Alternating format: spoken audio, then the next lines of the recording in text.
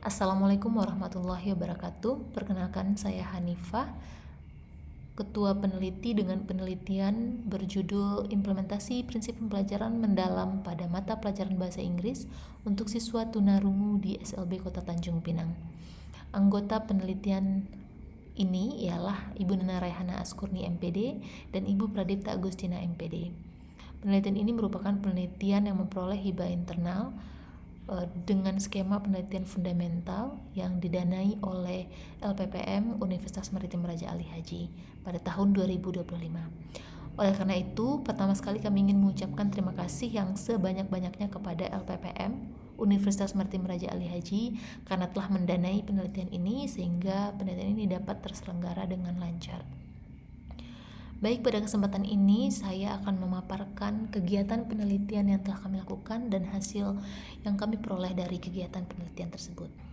Penelitian ini berlatar belakang tantangan pembelajaran bahasa Inggris di SLB Tanjung Pinang, ya, khususnya tantangan pembelajaran bahasa Inggris yang dihadapi oleh siswa tunarungu yang masih cukup kompleks, di mana siswa dengan hambatan pendengaran ini masih memiliki cara belajar yang jauh berbeda, ya, atau sulit, bisa sedikit berbeda bagi guru untuk menghadapinya ketimbang siswa pada umumnya, karena mereka mengandalkan kekuatan visual dan kinestetik dibandingkan dengan pendengaran, sehingga proses belajar yang mereka lalui itu juga harus disesuaikan dengan karakteristik tersebut.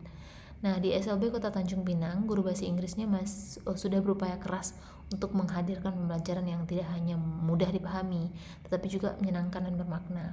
Namun dalam praktiknya masih banyak kendala yang bermunculan, mulai dari yang keterbatasan media pembelajaran, kemampuan komunikasi siswa, hingga kebutuhan akan metode pengajaran yang adaptif dan kreatif.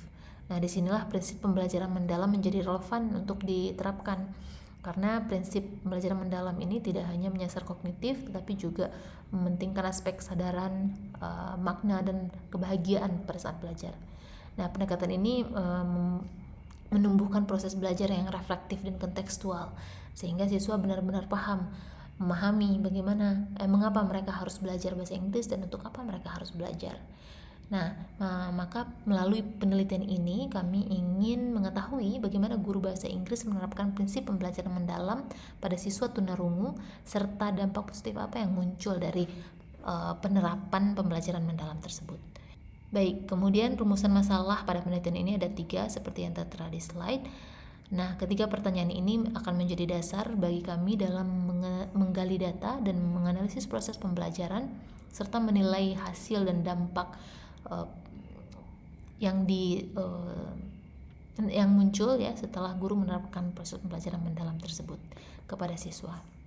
Nah, metode penelitian yang digunakan pada penelitian ini adalah pendekatan kualitatif deskriptif dengan subjek penelitian guru dan siswa bahasa Inggris, guru bahasa Inggris dan siswa yang belajar bahasa Inggris, khususnya siswa SMP, ya, di SLB Negeri Kota Tanjung Pinang. Nah, ada 3 teknik pengumpulan data yang dipakai pada penelitian ini. Yang pertama adalah observasi kelas untuk melihat langsung bagaimana guru menerapkan pembelajaran mendalam di dalam kegiatan belajar. Kemudian yang kedua yaitu wawancara mendalam dengan guru untuk memahami latar belakang, tujuan, dan refleksi dari penerapan metode pembelajaran mendalam. Kemudian yang ketiga ada dokumentasi berupa modul ajar, bahan ajar, kemudian catatan refleksi harian siswa, serta penilaian, ya, terhadap siswa dalam penerapan pembelajaran mendalam. Sementara analisis data itu dilakukan dengan model Miles dan Haberman yang mencakup 3 tahapan utama, yaitu mereduksi dulu, kemudian menyajikan data, kemudian menarik kesimpulan. Hasil dari penelitian ini, yang pertama kami berhasil mengamati bahwa guru telah mengimplementasikan 3 prinsip pembelajaran mendalam pada saat mereka melakukan kegiatan pembelajaran di kelas, ya, baik itu prinsip berkesadaran, prinsip bermakna, dan prinsip mengembirakan atau meaningful, mindful, dan joyful. Nah, guru juga sudah melakukan refleksi sederhana pada sesi akhir pembelajaran sehingga siswa mampu memahami proses pembelajaran dengan lebih baik. Kemudian hasil berikutnya yang kami peroleh ialah tahapan ya, pembelajaran mendalam yang dilakukan oleh guru di kelas itu sudah sesuai dengan tahapan yang dipaparkan pada teori pembelajaran mendalam, yaitu memahami. Tahapan pertama memahami atau understanding, yang kedua tahapan mengaplikasikan atau applying, dan tahapan ketiga merefleksi. Sementara teknik dan strategi yang digunakan guru adalah visual based teaching dengan menggunakan gambar, video, bahasa isyarat, dan juga kartu kosakata pada tahapan memahami. Kemudian juga ada scaffolding dengan mendampingi siswa yang belum memahami materi pada saat proses pembelajaran. Kemudian ada teknik contextual learning dan juga teknik collaborative task yang digunakan oleh guru pada tahap mengaplikasikan atau applying. Tahapan kontekstual ini dengan cara menghubungkan topik dengan dunia nyata siswa, dan tahapan kolaboratif dengan mengajak siswa bekerja kelompok untuk melatih komunikasi dan kepercayaan diri mereka dalam kelompok. Sementara ada reflective discussion dan positive reinforcement yang digunakan oleh guru pada tahapan reflecting, di mana siswa itu mengajak mengulas proses pembelajaran yang sudah dilakukan dengan visual atau video, gambar ya, seperti yang dijelaskan sebelumnya. Kemudian juga guru memberikan pujian dan penghargaan kecil untuk menjaga semangat siswa ya. Baik, kemudian hasil berikutnya adalah perubahan signifikan yang terjadi pada siswa. Yang pertama yang cukup signifikan yang berubah pada siswa adalah motivasi belajar mereka. Siswa menjadi lebih aktif dan antusias dalam mengikuti pembelajaran. Kemudian yang kedua, perubahan kepercayaan diri. Siswa menjadi lebih percaya diri ketika mereka sudah memahami materi bersama kelompok mereka. Mereka punya kesempatan berkomunikasi, berdiskusi, dan juga membangun kepercayaan diri mereka dalam kelompok terlebih dahulu. Lalu perubahan yang signifikan juga ialah pemahaman kosakata baru siswa yang meningkat, karena kosakata tersebut ya dikaitkan dengan kehidupan sehari-hari siswa yang dekat dengan kehidupan sehari-hari siswa.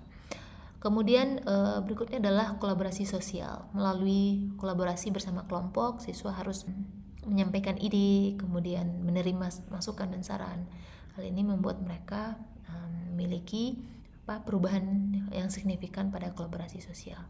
Dan yang berikutnya adalah kesadaran reflektif, di mana siswa memahami apa materi yang sudah mereka kuasai dan apa materi yang masih belum mereka kuasai dan perlu mereka pelajari kembali. Oke. Itu untuk hasil penelitian kami. Kemudian dari hasil penelitian tersebut ya dapat disimpulkan bahwa pembelajaran mendalam ini menerapkan prinsip berkesadaran, bermakna, dan mengembirakan ini terbukti efektif ya dalam meningkatkan kualitas pembelajaran bahasa Inggris bagi siswa tunarungu. Di mana guru berperan sebagai fasilitator yang adaptif dan empatik ya, sehingga tidak hanya menyampaikan materi tapi juga membantu siswa belajar dengan lebih utuh, tidak hanya masalah kognitif tapi juga secara emosional dan sosial gitu.